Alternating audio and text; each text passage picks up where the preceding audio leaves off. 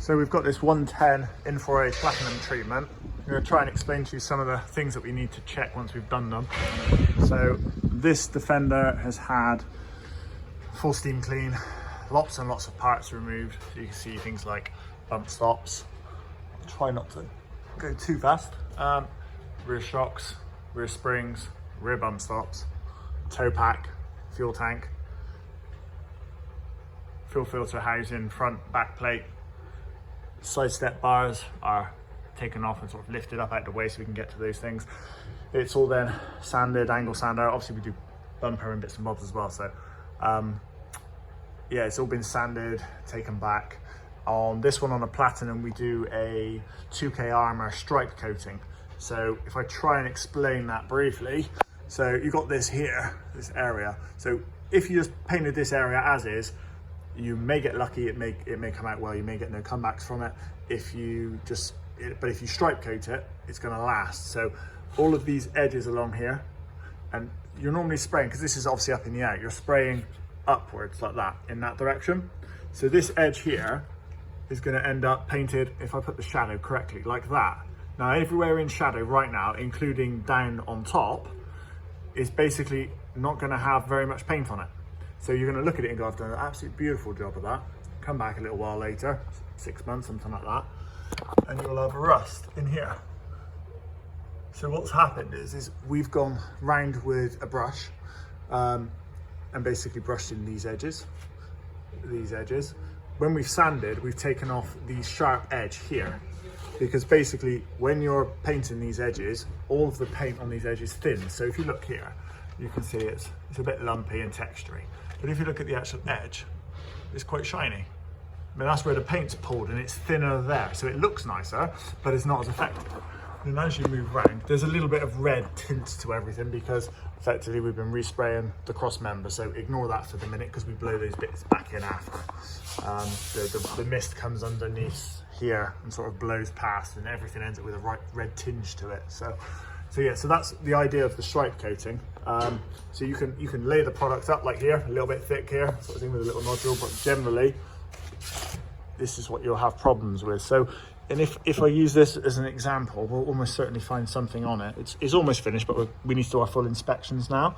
So if you come around here, there you go, look. So that all looks pretty good in there. And then as you come back, you can see this edge. If I try and get the torch on it.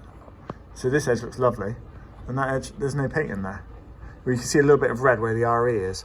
So it's had all these coats of paint, and because this whole box section here, as the air goes up into it with the paint, it buffets back. So this area pressurizes, and then the paint just goes everywhere else but where you're actually putting the gun. It's called the Faraday cage effect. It's on the website. Very boring, but it's quite critical to getting a good job done. So this has all been stripe coated before, so even though it doesn't look like there's any paint, we've already brushed in here the products. So it means we're actually covered on that. The other bits, so you can paint here, you can actually see the line in the paint all along here.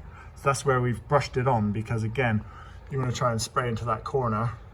It just pressurizes in the corner and sprays back at you, and you're back to square one. It may look painted, but it's not.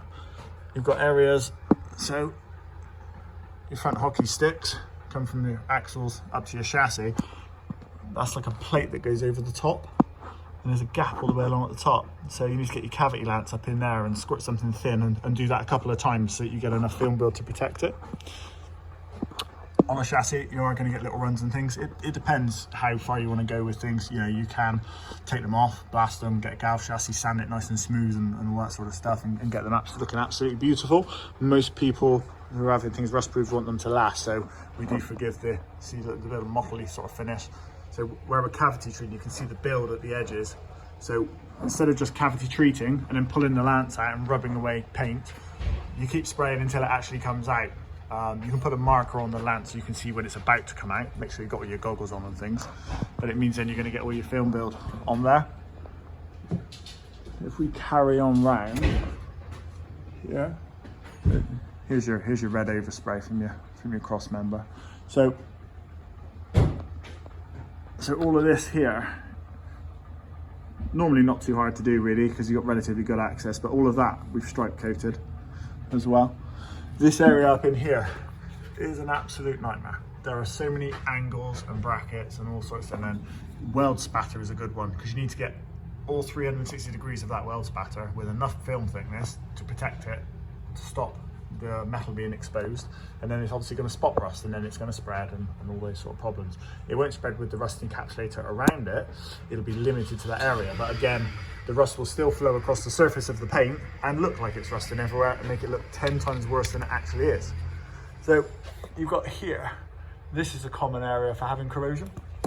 So basically, you've had your chassis rust proofed and you've sprayed it kind of like this at this angle, and you've got there, which means you've actually probably got this angle in here, which is nice. But as you're spraying that way, you can see this edge here on the back edge. So you've got to come around from this angle and spray up in there.